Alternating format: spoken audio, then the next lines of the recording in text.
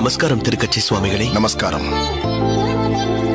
குழல் நாதம் போல் உங்கள் திருவாயிலிருந்து வந்த பாசுரம் அடியேனின் மனதை கொள்ளை கொண்டது. அதற்கு காரணம் அடியேன் அல்ல கூரேசா. ஆழ்வார்களின் தமிழில் கலந்திருக்கும் பக்தியே அதற்கு காரணம். இப்பாசுரம் தொண்டரடி பொடி ஆழ்வாரின் திருமாலை. ஆஹா, வாடிக்கையாக தாங்கள் அந்த வரதனுக்கு சாற்றும் பூமாலையை வரதனோடு சேர்த்து சேவித்திருக்கிறேன்.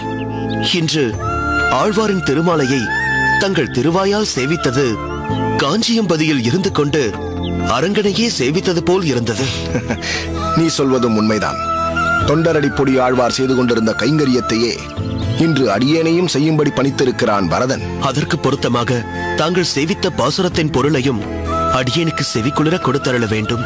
அடியேனின் ஆச்சாரியர் யமுனாச்சாரியார் அருளிய கருத்துரையின்படி அடியேன் உனக்கு தெரிவிக்கிறேன். பாயும்படியான காவிரியாலே சூழப்பட்ட திருவரங்கத்திலே பாம்பனை மேல் சயனக்கோலத்தில் கண் வளருகிறான் ஆச்சரிய செயல்களை கொண்ட எம்பெருமான்.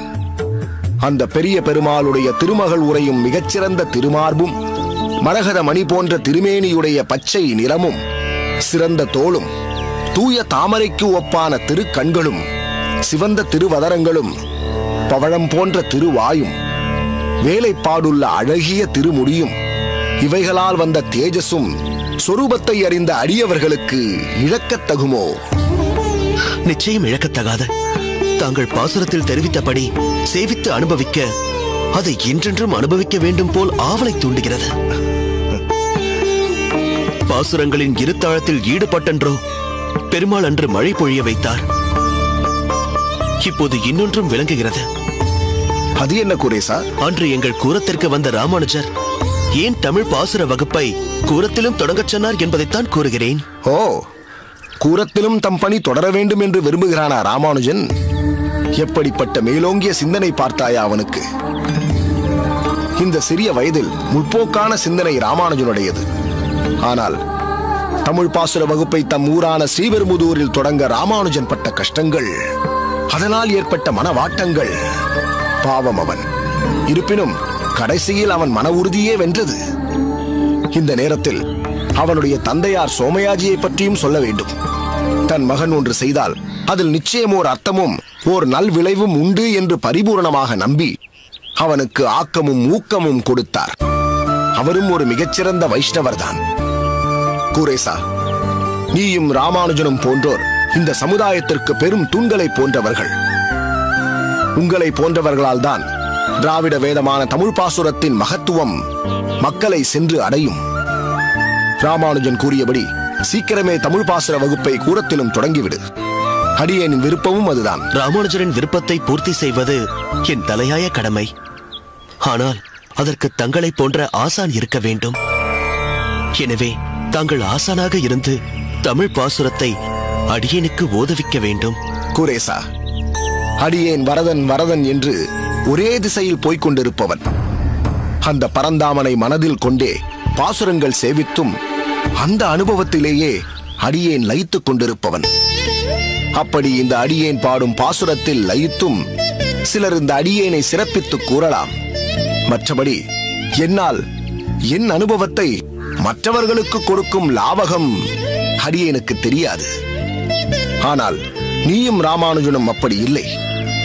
உங்களின் சிறந்த கைங்கரிய அனுபவத்தை பிறருக்கும் கொண்டு செல்லும் வழிவகையும் ஆற்றலும் கொண்டவர்கள். உங்களால் முடியாதது என்ற ஒன்று உண்டா என்ன? பின்னாளில் அப்படி ஒன்று இருக்க போவதும் இல்லை. அதற்காக அடியேனால் உங்களுக்கு இந்த பாசுர வகுப்பு விஷயத்தில் உதவ முடியாது என்று சொல்ல வரவில்லை. நிச்சயம் அப்போதைக்கு அப்போது தமிழ் திராவிட வேதம் நம்மூரில் வளர்ச்சி அடைய அடியேனால் இயன்றதை செய்கிறேன். மற்றபடி ஒரு ஆசானாய் இருந்து போதிக்கும் அளவிற்கு அடியேனுக்கு தகுதி இருப்பதாக தெரியவில்லை கூரேசா.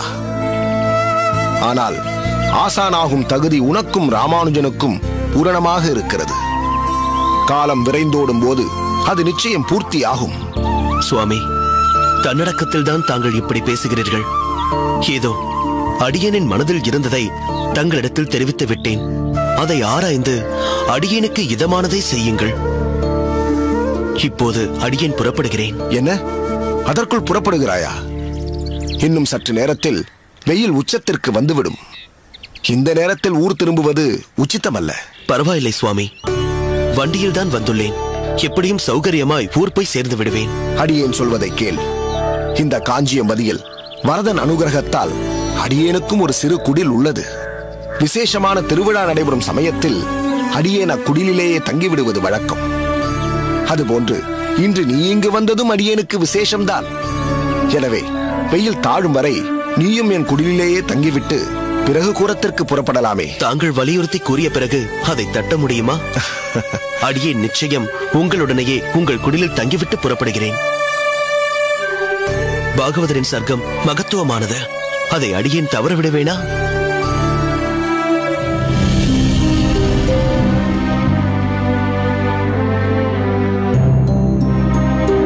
கேட்பதற்கே மிகவும் வேதனையாக இருக்கிறது. மழையின் பாதிப்பு இவ்வளவு மோசமாக இருக்கும் என்று நான் எதிர்பார்க்கவே இல்லை. குடிசை பகுதியில் இருக்கும் குழந்தைகளுக்கு ஜன்னி கண்டுவிட்டதா? என்ன செய்வதம்மா? சாதாரணமாக 2-3 நாட்களில் நின்றுவிடும் மழை இந்த முறை ஒரு வாரமாக கொட்டி கொண்டிருக்கிறது. உங்களால் அந்த குடிசை பகுதிகளுக்கு செல்ல முடிந்ததா? மிகவும் கஷ்டப்பட்டு தான் போக முடிந்தது தேசமான். இடுப்பளவு தண்ணீரில் நானும் நம் பணியாளர்களும் சென்று அவர்களுக்கெல்லாம் உணவுப் பொட்டலங்களை கொடுத்து விட்டு வந்தோம்.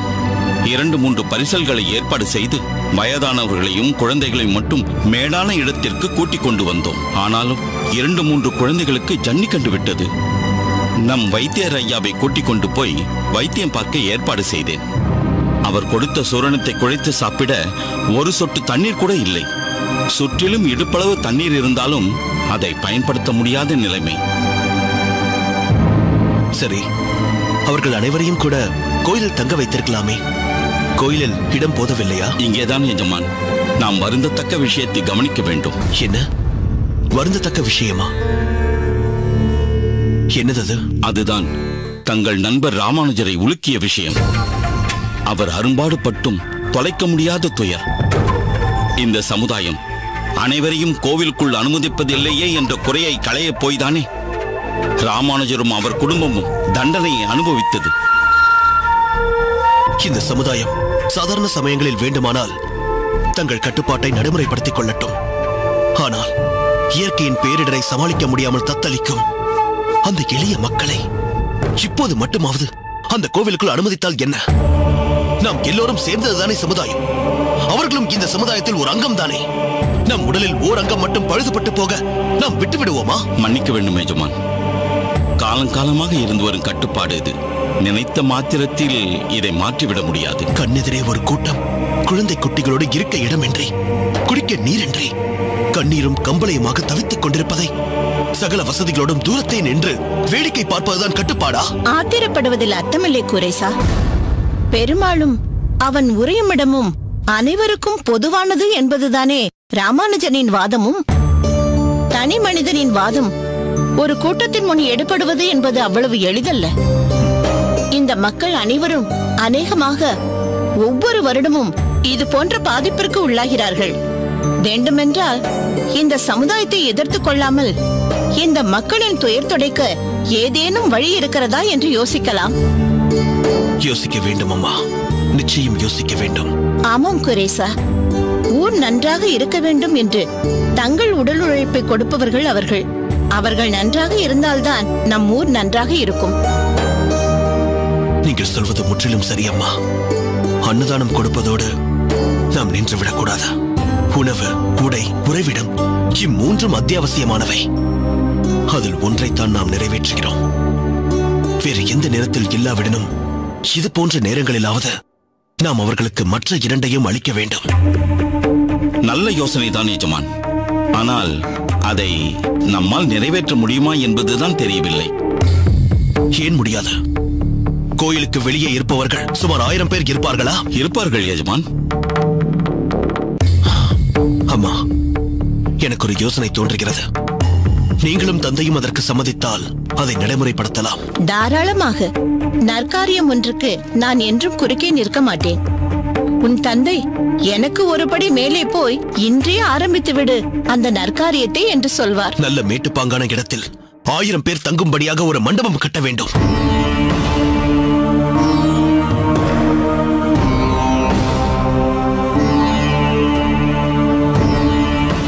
போன்ற இயற்கை இடர்பாடுகள் அவர்களை என்றும் பாதிக்கக்கூடாத வகையில் அது அமைய வேண்டும்.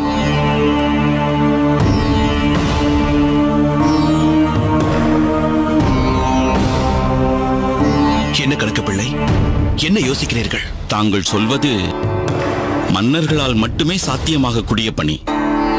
இதற்கு பொருட்செலவு மிக மிக அதிகமாகுமே என்றுதான் யோசிக்கிறேன்.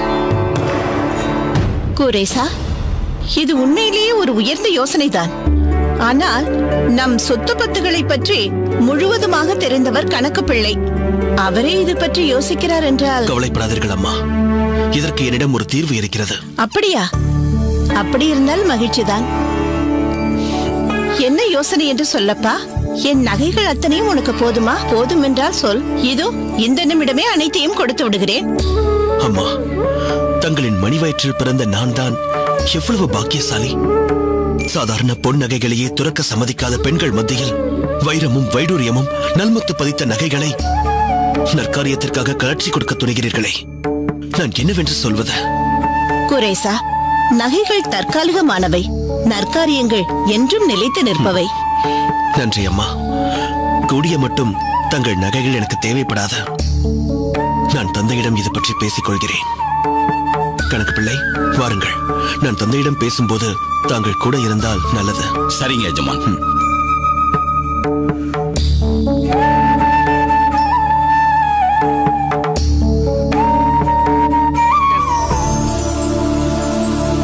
பட்டரே, அங்கே பாருங்கள்.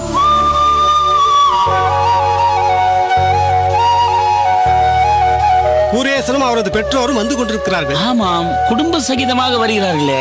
யாருக்காவது ஜென்ம நட்சத்திரமாக இருக்கும். வாருங்கள்.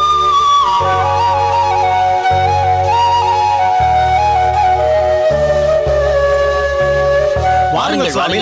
நமஸ்காரம். நமஸ்காரம். நமஸ்காரம். தங்களை கொஞ்ச நாட்களாக இந்த பக்கம் காணவில்லையே. பேய்மழை பெய்து பெருவெள்ளத்தை கொண்டு வந்து விட்டது. இப்படி எப்படி போக முடியாமல் ஆகிவிட்டது.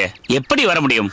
ஆமாம், மழை வெள்ளத்தினால் பாதிக்கப்பட்ட மக்களுக்கு இங்கு தங்குவதற்கு நிறைய உதவிகள் செய்திருக்கிறீர்கள் என்று கேள்விப்பட்டேன். ஆமாம், ஏதோ முடிந்தவரை செய்திருக்கிறோம். அவ்வளவு பேரையும் இரவெல்லாம் கோவிலுக்குள் தங்க வைப்பது சற்று சிரம சாத்தியமான காரியம்தான்.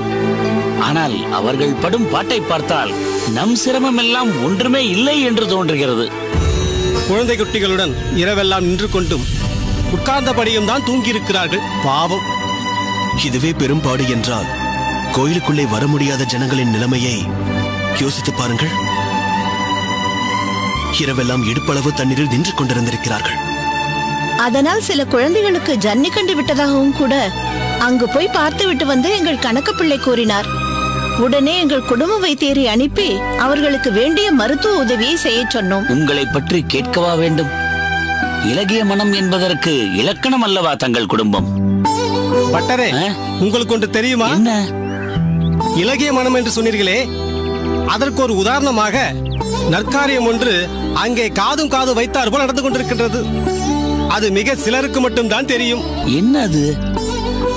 இவர்களின் பண்ணை மாடுகள் முதுமை அடைந்து விட்ட பின்னாலும் விற்கப்படுவதில்லை.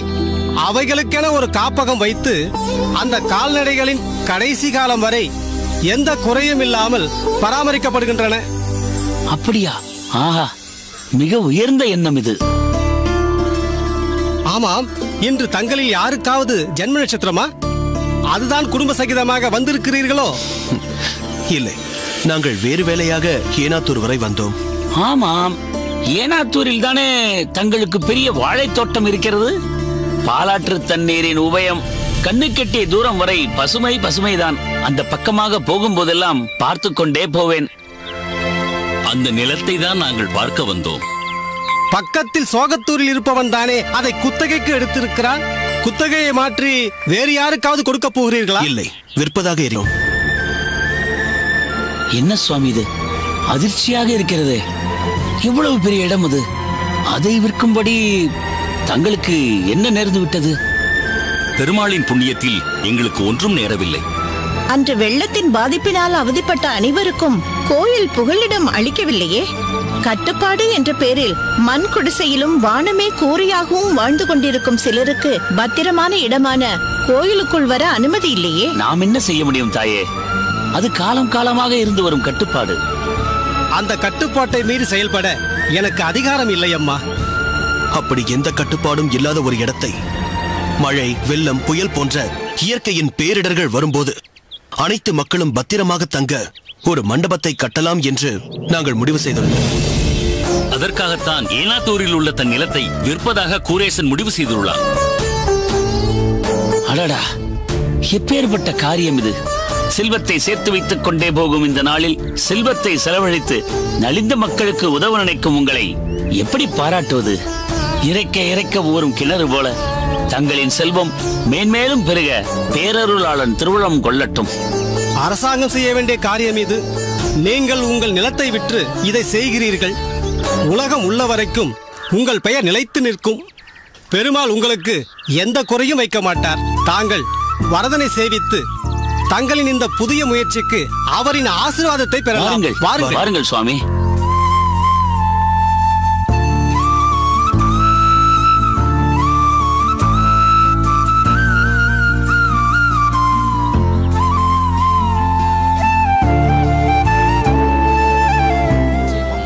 கணக்கு பிள்ளை, நம் புதிய மண்டபம் கட்டும் பணி எந்த நிலையில் இருக்கிறது என்று அம்மா கேட்கிறார்கள். அஸ்திவார பணிகள் முடிந்த பின் பிறகு அம்மாவை கூட்டிக் கொண்டு போய் காண்பிக்கலாம் என்று இருந்தேன். இந்த வார கடைசியில் நீங்கள் அனைவருமே சென்று பார்க்கலாம்.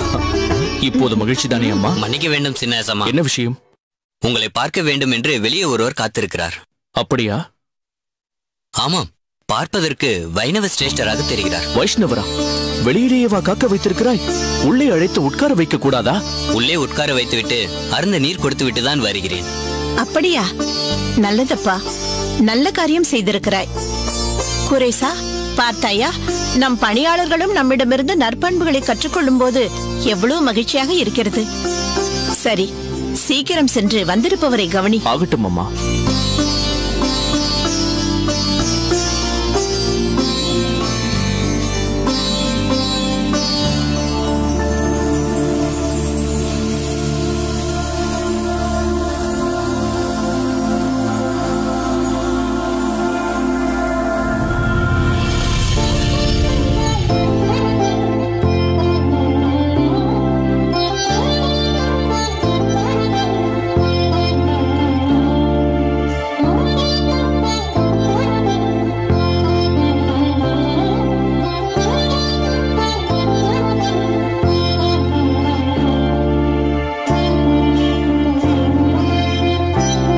வாருங்கள் நம்பி சுவாமிகளே, வணங்குகிறேன். எழுந்திரு குரேசா. நோய் நொடியின்றி நீண்ட காலம் வாழ அந்த ஆதிகேசவன் அருள் புரியட்டும். தாங்கள் யாரிடமாவது சொல்லி அனுப்பியிருந்தால் அடியேன் கோவிலுக்கு வந்து தங்களை சந்தித்திருப்பேனே. தாங்கள் இவ்வளவு தூரம் வரவேண்டி இருந்திருக்காது. காஞ்சியம்பதியிலிருந்து கூரம் பலகாத தூரமா இருக்கிறது. பக்கத்தில் தானே இருக்கிறது. அது மட்டும் இல்லாமல் நீ மேற்கொண்டிருக்கும் மிகச்சிறந்த ஒரு நற்பணியை கேள்விப்பட்டதிலிருந்து உன்னை பார்த்து பாராட்ட வேண்டும் என்ற ஆவல் எனக்குள் அதிகமாகிக் கொண்டே இருந்தது. இப்பேற்பட்ட அற்புதமான பணியை மேற்கொண்டிருக்கும் உன்னை அடியேன் நேரில் வந்து பார்ப்பதுதானே முறை. அதனால் தான் உன் அகம் தேடி அடியேன் வந்திருக்கிறேன். திருக்கச்சி நம்பி சுவாமிகளா, வாருங்கள் வாருங்கள். நமஸ்காரம் அம்மா. நமஸ்காரம். எங்கள் குடிலுக்கு தாங்கள் எழுந்தருளியது பெரும் பாக்கியம். தாயே, மா தவம் இருந்துதான் தாங்கள் இப்பிள்ளையை பெற்றிருக்க வேண்டும். எப்பேற்பட்ட நல்லெண்ணம் உதிக்கும் உள்ளம் கொண்டவன் உங்கள் புத்திரன். ஸ்ரீபெரும்புதூருக்கு ஒரு ராமானுஜன் என்று நாம் சொன்னால் கூரத்திற்கு ஓர் கூரேசன். வைணவ கடல் தந்த விலைமதிப்பில்லா முத்துக்கள் இவர்கள். எல்லாம் பெருமாளின் ஆசீர்வாதமும் எங்கள் முன்னோர் செய்த புண்ணியமும் தான். தங்களின் புதல்வன் இயற்கையின் சீற்றத்தினால் அவதிப்படும் எளியவர்களுக்கு ஒரு பெரிய மண்டபம் கட்டுகிறான் என்று கேள்விப்பட்டேன்.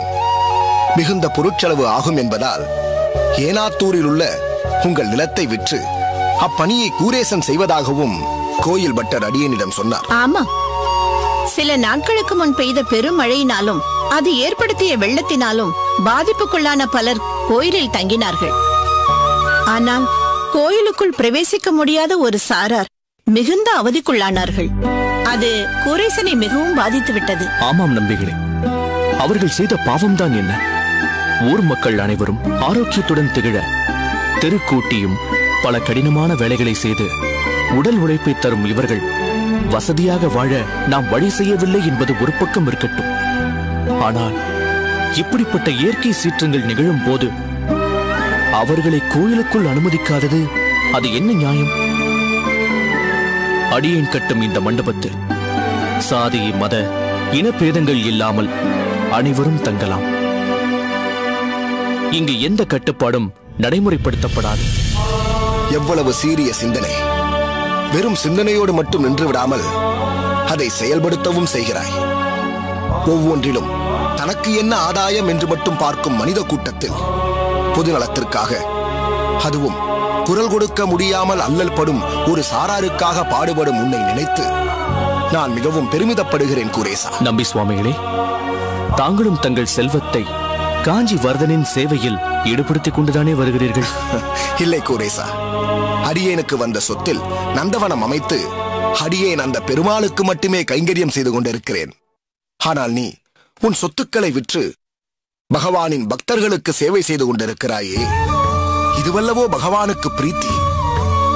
உலகத்தை உய்விக்க பெருமாளால் அனுப்பப்பட்டவர்கள் என்று ஆழ்வார்களை சொல்வார்கள். அதேபோல் அனைத்து சாராரையும் உய்விக்க வேண்டும் என்ற எண்ணம் கொண்டுள்ள உன்னை கூரத்திற்கே ஆழ்வான் என்று ஏன் சொல்லக்கூடாது? அடியே கூரேசா, இன்னும் எத்தனை நேரம் நம்பி சுவாமிகளை இங்கேயே நிற்க வைத்து பேசிக் கொண்டிருக்க போகிறாய்? அவரை உள்ளே அழைத்துக் கொண்டு போக வேண்டாமா? மன்னிக்க வேண்டும் சுவாமிகளே, பேச்சு சுவாரஸ்யத்தில் மறந்துவிட்டேன். அகத்திற்குள் தாங்கள் எழுந்தருள வேண்டும். வாருங்கள் வாருங்கள் வாருங்கள்.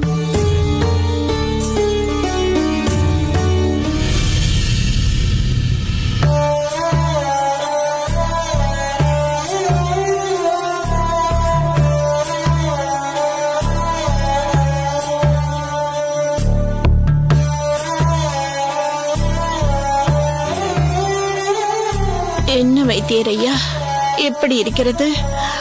ஒன்றும் இல்லை அம்மா, நேற்றைக்கு இன்று பரவாயில்லை. உடம்பு தேறி இருக்கிறது. அப்படியா சொல்கிறீர்கள்? எனக்கு என்னவோ நேற்றை விட இன்று ஓய்ச்சல் அதிகமாக இருக்கிறது போல் தோன்றுகிறது. அது நேற்று இரவிலிருந்து தாங்கள் ஒன்றும் ஆகாரம் எடுத்துக்கொள்ளவில்லை அல்லவா, அதனால் சற்று அப்படி தோன்றும். எங்கே வைத்தியரே, வாயில் வைக்க முடியாமல் எல்லாம் கசப்பாக இருக்கிறதே. எது என்று நான் உண்பது? இதனாலேயே ஆகாரம் செல்லவில்லை. இன்று ஒரு சூரணமும் கஷாயமும் தருகிறேன் அம்மா. சூரணம் 5 வேளையும், கஷாயம் 2 வேளையும் சாப்பிட்டால் போதும். கசப்பு நீங்கி வாயில் சுவை வந்துவிடும். ஒன்றும் கவலைப்படாதீர்கள் அம்மா. 2 நாட்களுக்கு பிறகு நீங்களே எழுந்து உட்கார்ந்து கொண்டு விடுவீர்கள். பிறகு இதை கொண்டா அதை கொண்டா என்று நீங்களே கேட்டு கேட்டு சாப்பிடுவீர்கள். பாருங்கள், நம் வைத்தியரின் கை மிகவும் ராசியான கை. அப்படி என்றால் நான் புறப்படுகிறேன் அம்மா. வாருங்கள் வாருங்கள்.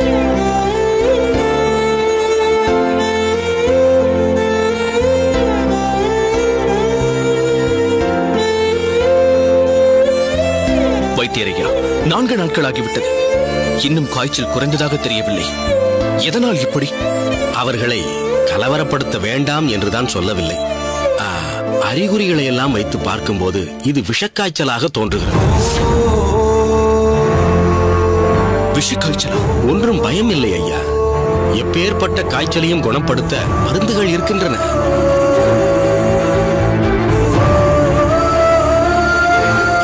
இந்த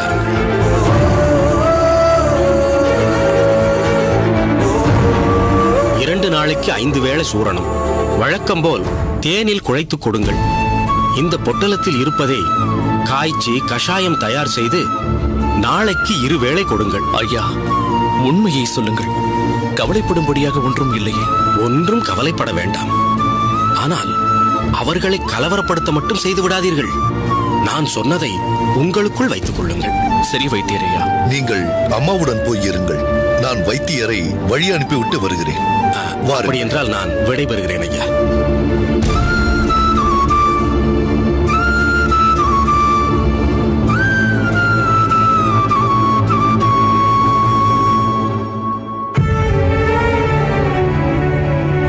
என்ன கூரேசா, வைத்தியர் என்ன சொல்கிறார்? ஒன்றும் இல்லை அம்மா, சாதாரண காய்ச்சல் தானாம். 2 நாட்களில் பூரண குணமடைந்து விடுவீர்கள் என்று சொல்கிறார். இல்லையப்பா, அவர் எதையோ மறைக்கிறார். அம்மா? ஆமாம் அப்பா, இல்லை அம்மா, உங்களுக்கு ஒன்றும் இல்லை. குரேசா, என் உடம்பு பற்றி எனக்கு தெரியாதா? இது சாதாரண காய்ச்சல் என்று எனக்கு தோன்றவில்லை. சாதாரண காய்ச்சலாக இருந்தால் நம் வைத்தியரின் சூரணத்தில் 2 நாட்களில் எழுந்து விடுவேன். மூட்டுகளில் வலி இருப்பது சற்று அசாதாரணமாக தெரிகிறது. இல்லை அம்மா, நீங்களாக ஏதேதோ கற்பனை செய்து கொள்கிறீர்கள். வைத்தியர் சூரணத்தை மாற்றி கொடுத்துள்ளார். நிச்சயம் 2 நாட்களில் குணமாகிவிடும். வேண்டுமென்றால் பாருங்கள். நான் போய் சூரணத்தை குழைத்து எடுத்துக் கொண்டு வருகிறேன். வேண்டாம் அப்பா, இப்போது வேண்டாம். ஏனம்மா? சற்று நேரம் போகட்டும், நான் உன்னுடன் பேச வேண்டும். மருந்தை சாப்பிட்டு விட்டு பேசலாமே அம்மா. இது ஒன்றும் சாதாரண காய்ச்சல் இல்லை. கைகால் குடைச்சலும் மூட்டு வலியும் இது வேறு ஏதோ ஒன்று என்று எனக்கு தெரியப்படுத்துகின்றன. எல்லாம் 2 நாட்களில் சரியாகிவிடும் அம்மா. ஆகாது. நான் கூறப்போவதை சற்று கலவரப்படாமல் கேள். கலவரப்படாமல் கேட்க வேண்டுமா? இப்படி தாங்கள் சொல்வதே என்னை கலவரப்படுத்துகிறதே அம்மா. அப்படி சொல்லாதே குரேசா. உன்னால் உறுதியுடன் இருக்க முடியும். உன் தந்தையோடு ஆலோசித்து நான் ஒரு உயில் எழுத நீ ஏற்பாடு செய்ய வேண்டும். அம்மா, ஏன் இப்படியெல்லாம் பேசுகிறீர்கள்? தங்களுக்கு ஒன்றும் ஆகவில்லை. நீங்கள் சற்று ஓய்வெடுத்துக் கொள்ளுங்கள். நாம் பிறகு பேசலாம். நான் மருந்தை குழைத்துக் கொண்டு வருகிறேன். அதை சாப்பிட்டு விட்டு உறங்கி ஓய்விடுங்கள். குரேசா, நான் கூறுவது உனக்கு புரியவில்லையா? சாதாரண காய்ச்சலுக்கும் இதற்கும் எனக்கு நிறைய வித்தியாசம் தெரிகிறது. இருக்கட்டும் அம்மா. அதற்காக உயில் எழுத வேண்டும் என்று தாங்கள் சொல்வது மிகவும் அதிகப்படியாக தெரிகிறது. சரி, உனக்கு அப்படி படுகிறது என்றால் இப்போதைக்கு அதை பற்றி பேச வேண்டாம்.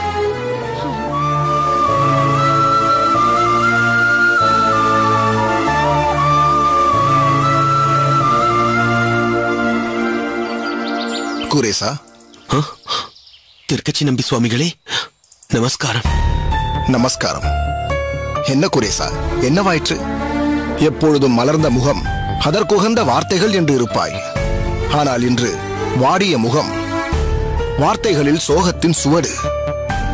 உன்னை இது போல் அடியேன் பார்த்ததில்லையே. கர்மபந்தம் சுவாமி. அடியேனின் தாய்க்கு உடல்நிலை மிகவும் மோசமாக உள்ளது. மருத்துவர் வந்து பார்த்தும் நம்பிக்கை வார்த்தைகள் ஏதும் கூறவில்லை. ஆனால் நீ மிகவும் தன்னம்பிக்கை கொண்டவனாயிற்றே குரேசா. இருப்பினும் தொப்புள் கொடி சம்பந்தமாயிற்று. அடியனுக்கு ஏதாவது ஒன்று என்றால் பதைத்து ஓடி வருவார் அடியனின் தாய். அப்படிப்பட்டவள் முடங்கி போய் படுத்த படுக்கையாய் இருப்பது என் மனதை மிகவும் சங்கடப்படுத்துகிறது. நீ சொல்வது முற்றிலும் உண்மைதான் குரேசா. தாய் என்ற உறவு மிகவும் முதன்மையானது, பரிவில் உச்சமானது, இயல்பாய் உள்ள அன்பால் ஈர்க்கக்கூடியது. அடியேன் தாய் தந்தையரை விட்டு விலகி வந்துவிட்டேன் என்றாலும் இப்பொழுதும் ஏதாவது ஒரு சூழ்நிலையில் அடியேனின் தாயை கண்டுவிட்டேன் என்றால் ஒரு க்ஷணம் உருகி போய்விடுவேன். அவரின் அன்பின் ஆக்கர்ஷணம் அப்படி. பிறகு அனாதி கால உறவான வரதனை நினைத்து அந்த கர்ம பந்தத்தில் இருந்து மீண்டு வருவேன். அடியேனும் அப்படித்தான் நம்பிகளே. அடியேன் மனதை தேற்றிக் கொள்கிறேன்.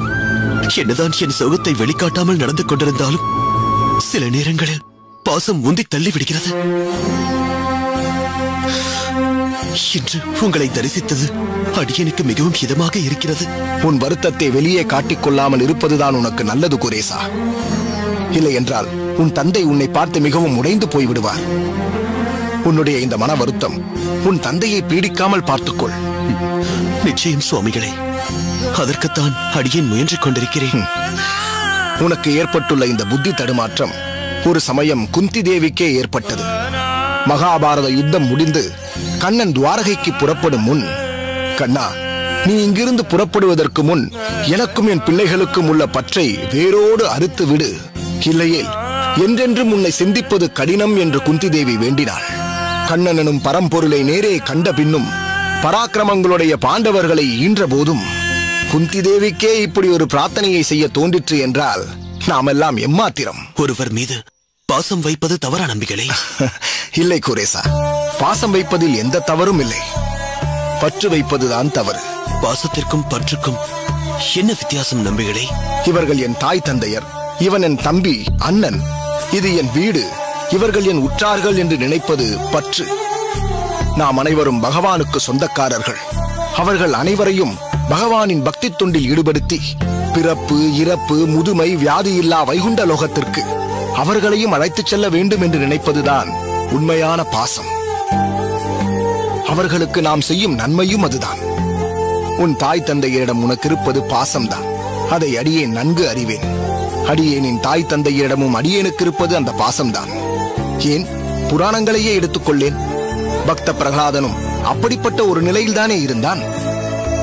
பகவான் நரசிம்மராக அவதரித்து இரண்யனை வதம் செய்த பிறகு தன்னிடமிருந்து ஏதாவது ஒரு வரத்தை பெற்றுக்கொள் என்று பிரகலாதனிடம் கூறினார். பிரகலாதன் வெகுநேர சிந்தனைக்கு பிறகு கேட்ட வரம் என்ன தெரியுமா? என் பிரபு, அடியேனுடைய தந்தை நற்கதியை அடைய வேண்டும், அவர் செய்த தவறை பொறுத்தருள வேண்டும் என்பதுதான். அதற்கு நரசிம்மமூர்த்தி, நீ வரமாக யாசித்ததை நீ கேட்பதற்கு முன்பே அருளிவிட்டேன் என்றார். யாரேனும் ஒரு பக்தன் எனக்கு முழுமையாக சரணடைந்து விட்டால் அவனுடைய 21 தலைமுறைக்கு யாம் முக்தியை அளிக்கிறோம். அவ்வகையில் உன் தந்தை ஒரு அசுரனாக இருந்தாலும் உன் சம்பந்தத்தால் அவர் முக்தியை அடைந்து விட்டார் என்றார் நரசிம்மமூர்த்தி. இது உன் வாழ்க்கைக்கும் பொருந்தும் குரேசா. உன் பக்தியால் உன் தாய் தந்தையரும் என்றோ முக்தியை அடைந்து விட்டார்கள். அதுதான் நீ அவர்களின் மீது வைத்திருக்கும் பாசத்தின் வெளிப்பாடு. இந்த சமுதாயத்தில் உள்ள அனைவரும் அந்த பரந்தாமனின் பிள்ளைகள் என்ற உயர்ந்த சம்பிரதாயத்தை வழிநடத்தப் போகும் பெரும் பொறுப்பு ராமானுஜனுக்கும் உனக்கும் இருக்கிறது குரேசா. அதை மனதில் கொண்டு தற்காலிகமாக இப்பொழுது ஏற்பட்டுள்ள மன கஷ்டத்தை நீக்கி உள்ள உறுதியோடு இருப்பாய் குரேசா. இது உன்னிடத்தில் அடியேன் வைக்கும் அன்பான வேண்டுகோள். தாங்கள் அறிவுறுத்தியதை நிச்சயம் மனதில் கொள்வேன் சுவாமி. இதுவரை தங்களிடம் பேசியதில் ஆறுதலும் புது தெம்பும் அடியனுக்கு கிடைத்திருக்கிறது. அதுதான் சத்சங்கத்தின் பெருமை. நல்லது குரேசா. மீண்டும் உன் முகத்தில் அந்த பழைய மலர்ச்சியை பார்த்து விட்டேன். எதிர்வரும் சோகம் எதுவாயினும் அது உன் உள்ளத்தை ஆழ்ந்து பாதிக்காமல் பார்த்துக்கொள். உணர்ச்சி வசப்பட்டு விடாதே. நிச்சயம் சுவாமிகளே.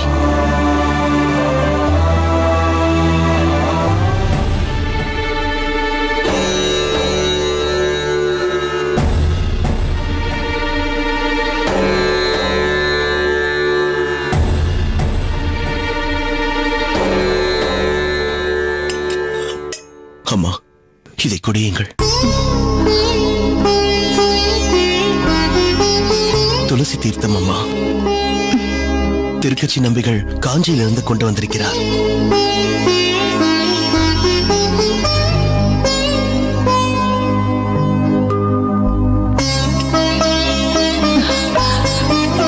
தங்களை பார்க்க வேண்டும் என்று என் மனது கிடந்து அடித்துக் கொண்டிருந்தது. வந்து விட்டீர்கள். தாங்கள் இங்கு வந்தது எனக்கு மிக்க சந்தோஷம். பெறுவதற்கரிய பாக்கியம் இது. ஆஸ்வாசப்படுத்திக் கொள்ளுங்கள் தாயே. தாங்கள் அதிகம் பேச வேண்டாம். தாங்கள் சில நாட்களாக உடல்நலம் சுகமில்லாமல் இருப்பது பற்றி கூரேசன் சொன்னான். அதற்காகத்தான் விரைந்து தங்களை பார்க்க ஓடி வந்தேன். தாங்கள் இங்கு வந்ததில் அந்த அத்திகிரி வரதனே இங்கு வந்ததாய் உணர்கிறேன். கூரேசா, அதிதிக்கு ஏதாவது கொடுத்தாயா? அருந்த மோர் கொடுத்தேன் அம்மா. தங்களை பார்க்க வேண்டும் என்று துடித்தது ஏன் தெரியுமா? பகவானின் திருவடி மலர்களை பற்றும் காலம் வந்துவிட்டதாக தோன்றுகிறது.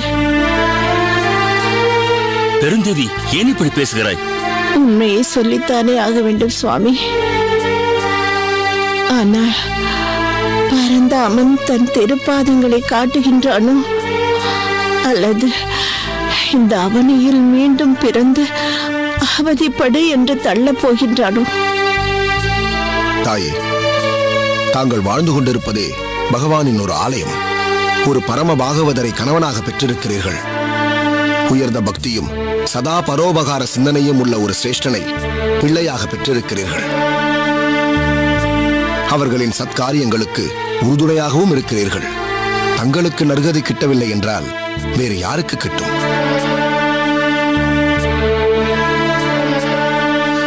இது போன்ற ஒரு குழப்பம் அர்ஜுனனுக்கும் வந்தது. ஆனால் அவன் அதை பகவானிடமிருந்து கேட்டு தெரிந்து கொண்டு தெளிவு பெற்றான். அது என்ன சுவாமி? ஒரு சிலர் ஆரம்பத்தில் பக்தி செய்து பிறகு உலக விஷயங்களினால் ஈர்க்கப்பட்டு தான் செய்து கொண்டிருக்கும் பக்தியை கைவிட்டு விட்டால் அவர்கள் கலைந்து போன மேகங்களைப் போல் எதற்கும் உபயோகமற்றவர்களாக ஆகிவிடுகிறார்களே என்று பகவானிடம் அர்ஜுனன் வினவினான். அதற்கு பகவான் என்ன சொன்னார் தெரியுமா? என் பக்தன் சிறிதளவு பக்தி செய்து பிறகு அதை தொடர முடியாமல் கைவிட்டு விட்டாலும் நான் அவனை கைவிடுவதில்லை.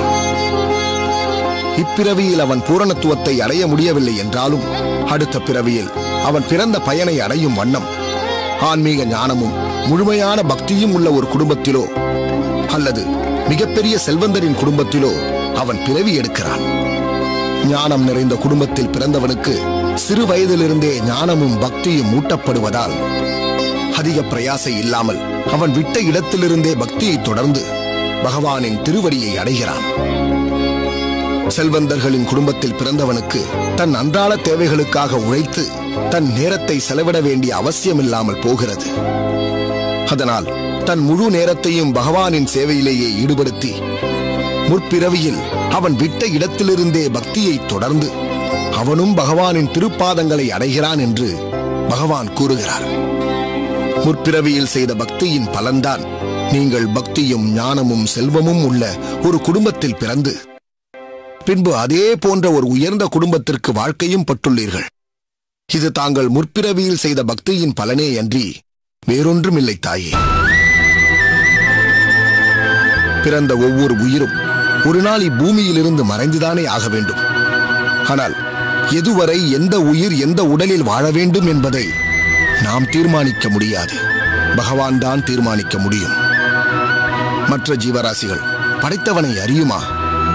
அவனை தொழும் அறிவு அவைகளுக்கு உண்டா என்பது பற்றி நாம் அறிந்திருக்கவில்லை. ஆனால் உடலையும் ஆன்மாவையும் பிரித்தறியும் அறிவு பெற்ற மனிதன் பகவானையும் அவனை அடையும் வழியையும் அறிந்திருக்கிறான்.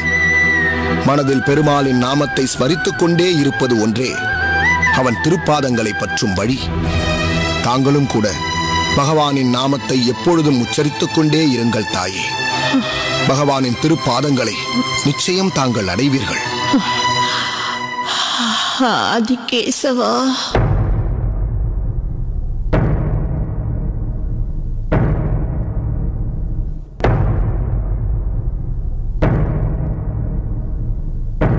பெருந்தேவி, பெருந்தேவி,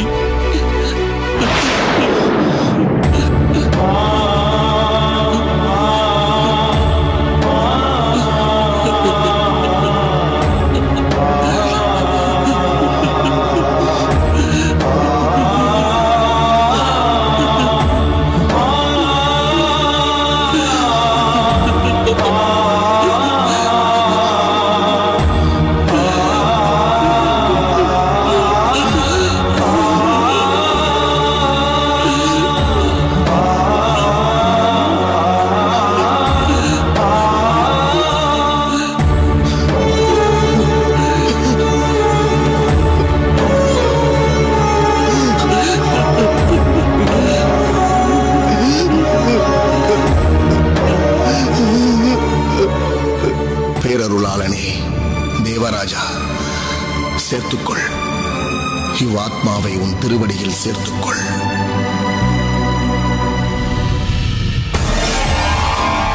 ஸ்தபதியாரே, நீ சொல்வது எனக்கு வியப்பாக இருக்கிறது. நடக்கும் மார்கழி முடிந்து தை முதல் வாரத்தில் புதிய மண்டபத்தை திறந்து விடலாம் என்று கூறினீர்கள். இன்னும் ஒரு வாரத்தில் தை பிறக்கப் போகிறது. ஆனால் மண்டப பணியில் இன்னும் 25% மீதி இருக்கிறது என்று கூறுகிறீர்கள் என்றால் மண்டபத்தை தை முதல் வாரத்தில் திறக்க முடியாது என்று கூற வருகிறீர்களா? அதுதான் உண்மை எசமா. என்ன இப்படி பொறுப்பில்லாமல் பதில் சொல்கிறீர்கள்? எதனால் இப்படி ஆயிற்றென்று நீங்கள் எனக்கு தகுந்த விளக்கம் அளிக்கத்தான் வேண்டும்.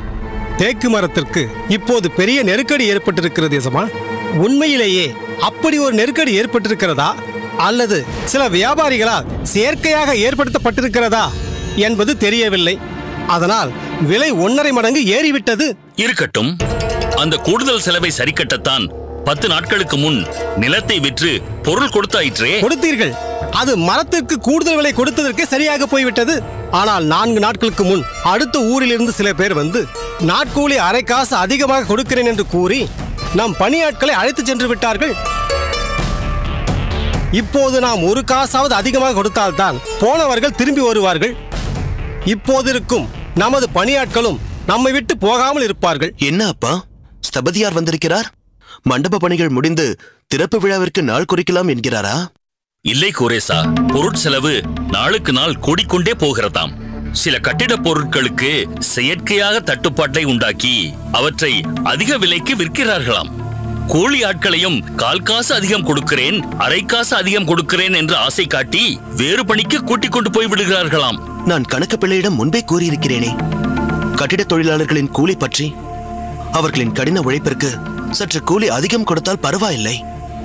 மாலை பணி முடித்துவிட்டு வீடு திரும்பும் போது அவர்களின் முகத்தில் மகிழ்ச்சி இருக்க வேண்டும் என்று கணக்கு பிள்ளையிடம் தெளிவாக சொல்லி இருக்கிறேனே. தங்கள் எண்ணம் உன்னதமானது. ஆனால் தங்களின் தாராள குணத்தை சிலர் துஷ்பிரயோகம் செய்து அவர்களுக்கு சாதகமாக பயன்படுத்திக் கொள்கிறார்கள். அதை நினைத்தால்தான் கவலையாக இருக்கிறது. கூடிக்கொண்டு போகும் பொருட்செலவை எப்படி கட்டுப்படுத்தலாம் என்று யோசிப்போம். ஆனால் நிச்சயமாக தொழிலாளர்களின் ஊதியத்தில் கை வைக்க கூடாது. இன்னமும் பொருட்செலவு கூடிக்கொண்டு போகாமல் இருக்க எனக்கு ஒரு உபாயம் தோன்றுகிறது. என்ன, சொல்லுங்கள். 2ஆம் தரமான பொருட்களை பயன்படுத்தினால் செலவு கட்டுக்குள் அடங்கும்.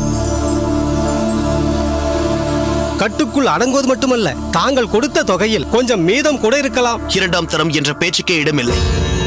மழை வெள்ளத்திற்கு பயந்து பாதுகாப்பு தேடி மண்டபத்திற்கு வந்த மக்களின் மேல் 2ஆம் தர கட்டுமான பொருட்களினால் கட்டப்பட்ட கூரையில் இருந்து மழைநீர் ஒழுகினால் என்னவாகிறது? புயல் காற்றிலிருந்து பாதுகாப்பு தேடி வந்த மக்களை 2ஆம் தரத்தினாலான மரக்கதவுகள் கைவிட்டு விட்டால் எப்படி? முடியாது ஸ்தபதியாரே. மக்கள் மத்தியில் பெயர் எடுப்பதற்காக நான் இந்த மண்டபத்தை கட்டவில்லை, ஆத்மார்த்தமாக கட்டுகிறேன். ஒவ்வொரு உயிரும் விலை மதிக்க முடியாதது. அந்த ஒவ்வொரு உயிரையும் இயற்கை பேரிடரில் இருந்து காப்பாற்றத்தான் அடியேன் மண்டபம் கட்டுகிறேன். வேண்டாம் ஸ்தபதியாரே, எந்த பொருளும் 2ஆம் தரமாக இருக்கக்கூடாது. இன்னும் எவ்வளவு பொருட்செலவானாலும் சரி, இன்னமும் என் சொத்துக்களை விற்க வேண்டும் என்றாலும் பரவாயில்லை. மண்டபத்தை முதல் தரமானதாக கட்டுவதையேதான் நான் விரும்புகிறேன். ஸ்தபதியாரே, மேற்கொண்டு என்ன செய்வது என்று ஆலோசிக்கிறோம். ஆனால் குரேசன் கூறியது போல் எக்காரணம் கொண்டும் 2ஆம் தர பொருட்களை வாங்க வேண்டாம். இன்னும் ஓரிரு நாட்களில் கணக்குப்பிள்ளை வழியாக தகவல் அனுப்புகிறோம். இப்பொழுது நீங்கள் புறப்படுங்கள். சரி அஜமா, நான் வருகிறேன். நீ கவலைப்படாதே குரேசா.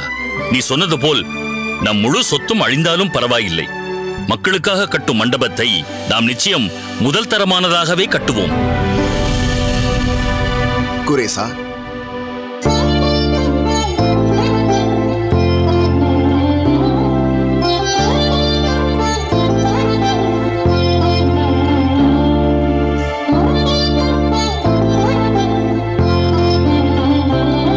வாருங்கள் சுவாமிகளே. வாருங்கள் நம்பி சுவாமிகளே. நமஸ்காரம். நமஸ்காரம். அப்பா, சுவாமிகளை உள்ளே அழைத்துச் செல்லுங்கள். குளிர்ந்த மோர் கொண்டு வரச் சொல்கிறேன். வேண்டாம் குரேசா, உங்கள் இருவரையும் கண்டதே அடியேனின் மனம் குளிர்ந்து விட்டது. நம்பி சுவாமிகளே, கோயில் கைங்கரியங்களை முடித்து விட்டீர்களா? முடிப்பதா? வரதனின் கைங்கரியங்கள் முடிவில்லாதவை. வேண்டுமானால் இன்றைய பொழுதிற்கு முடித்துவிட்டேன் என்று வைத்துக் கொள்ளலாம். இன்று எங்களுடனே இருந்து அமுது செய்து பின் சற்று களைப்பாரித்தான் தாங்கள் அகம் திரும்ப வேண்டும். வரதனுக்கு கண்டருளப்பட்ட பிரசாதமே அடியேனின் மதிய உணவு. இன்றும் அதை திருப்திகரமாக உண்டாயிற்று. சரி, ஸ்தபதியார் வந்துவிட்டு போகிறார் போலிருக்கிறதே. மண்டபம் முடியும் தருவாயில் இருக்கிறதா? இல்லை சுவாமிகளே, பொருட்செலவு கூடிக்கொண்டே போகிறது. என்ன செய்யலாம் என்று கேட்பதற்காகத்தான் அவர் வந்து போகிறார். 2ஆம் தர கட்டுமான பொருட்களை பயன்படுத்தினால் செலவு கட்டுக்குள் அடங்கும் என்று ஆலோசனையும் கூறினார். ஆனால் அதை நாங்கள் மறுத்துவிட்டோம். மக்களின் பாதுகாப்புக்காக கட்டப்படும் கட்டிடத்தில் 2ஆம் தர பொருட்களை பயன்படுத்தினால் மக்களின் உயிரை குடிக்கும் ஒன்றாக அது மாறிவிடாதா? இன்னும் எவ்வளவு சொத்துக்களை விற்க வேண்டுமானாலும் அடியேனும் என் தந்தையாரும் தயாராக இருக்கிறோம். மண்டபம் மிக மிக பாதுகாப்பான ஒரு இடமாக இருக்க வேண்டும். அற்புதம் குரேசா. எந்த நோக்கத்திற்காக மண்டபம் கட்டுகிறோம் என்பதில் நீங்கள் இருவரும் உறுதியாக இருக்கிறீர்கள். இந்த மிகப்பெரிய காரியத்தில் பங்கெடுத்துக் கொள்ள வேண்டும் என்ற எண்ணம் கொஞ்ச நாட்களாக அடியேனின் மனதிலும் இருந்து கொண்டுதான் இருந்தது. தாங்களா? தாங்கள் பகவானுக்கு செய்து கொண்டிருக்கும் கைங்கரியமும் சமுதாயத்திற்கு ஆற்றும் தொண்டுமே போதுமே. இல்லை குரேசா, உடல் வழியாகத்தான் அடியேன் தொண்டாற்றிக் கொண்டிருக்கிறேன். பொருள் வழியாகவும் அடியேன் ஏதாவது மக்களுக்கு செய்ய வேண்டும் என்றால் அது உன் வழியாகத்தான் இருக்க வேண்டும். நந்தவனத்தை தவிர தங்களுக்கென்று ஒன்றும் வைத்துக் கொள்ளாதவர் அல்லவா தாங்கள்? அப்படி இருக்க அடியேனிடம் பொருள் ஏதும் இருக்க வாய்ப்பில்லையே என்றுதானே தாங்கள் நினைக்கிறீர்கள்? தாங்கள் நினைப்பது அனைத்தும் சரி. ஆனால் பொருள் வேண்டாம் என்று நினைத்தாலும் வரதன் அடியேனிடம் கொண்டு வந்து சேர்த்து விடுகிறானே. புரியவில்லை சுவாமிகளே. அடியேனின் பெற்றோர் திவ்ய தேசங்களுக்கு சென்று பெருமாளின் பூரண கடாட்சத்தை பெற உத்தேசித்திருக்கிறார்கள். அதனால் அவர்கள் பேரில் இருக்கும் சொத்தை 4 பங்கை எவ்வளவோ மறுத்தும் கேட்காமல் அடியேனுக்கு கொடுத்து விட்டார்கள். அடியேனுக்கு எதற்கு சொத்து என்று குழம்பிக் கொண்டிருந்த வேளையில் இதோ அதற்கும் வழிவகுத்து விட்டான் வரதன். குரேசா, நீ உன் சொத்துக்கள் எதையும் விற்க வேண்டாம். அடியேனுக்கு வந்த சொத்தையும் உன்னிடமே ஒப்படைத்து விடுகிறேன். அதை விற்று மண்டபத்திற்கான செலவிற்கு பயன்படுத்திக் கொள். அடியேனுக்கும் மக்களுக்காக கட்டும் நற்பணியில் ஏதோ பொருள் கொடுத்து சிறு பங்கை எடுத்துக்கொண்டோம் என்ற திருப்தி இருக்கட்டுமே. பார்த்தீர்களா அப்பா, ஒரு வினாடியில், ஒரே வினாடியில் சரி 2ஆம் தர பொருட்களை வாங்குங்கள் என்று ஸ்தபதியிடம் சொல்லி இருக்கலாம். அப்படி சொல்லவட்டாத மன உறுதியை பகவான் நமக்கு தந்திருக்கிறார். ஏனெனில் இந்த மண்டபத்து பணியில் திருக்கட்சி சுவாமிகளின் பங்கும் இருக்க வேண்டும் என்று பகவான் நினைத்திருக்கிறார். ஆம் குரேசா, எந்த சொத்து யார் வழியே எங்கே போய் சேர வேண்டும் என்பதை பகவான் ஏற்கனவே நிர்ணயித்து விடுகிறான். அடியேனுக்கு வந்த சொத்து சேருமிடம் சேர்ந்து விட்டது. நாளையே சொத்து ஓலையை உன்னிடம் ஒப்படைத்து விடுகிறேன். நன்றி சுவாமிகளே. வந்த சொத்தில் சிறு துரும்பும் கூட தனக்கென்று வைத்துக் கொள்ளாமல் அத்தனையையும் கொடுத்துவிட தங்களுக்கு எப்படித்தான் மனம் வருகிறதோ. கொடுப்பவனும் அவனே, எடுப்பவனும் அவனே. தேவையில்லாத போது எடுத்துக் கொள்பவன் தேவைப்படும் போது கொடுப்பான் என்ற அழுத்தமான நம்பிக்கை இருந்தால் போதும். அடியேனின் மனோபாவம் அனைவருக்கும் வந்துவிடும். உண்மைதான் சுவாமிகளே. வாருங்கள், உள்ளே எழுந்தருளுங்கள்.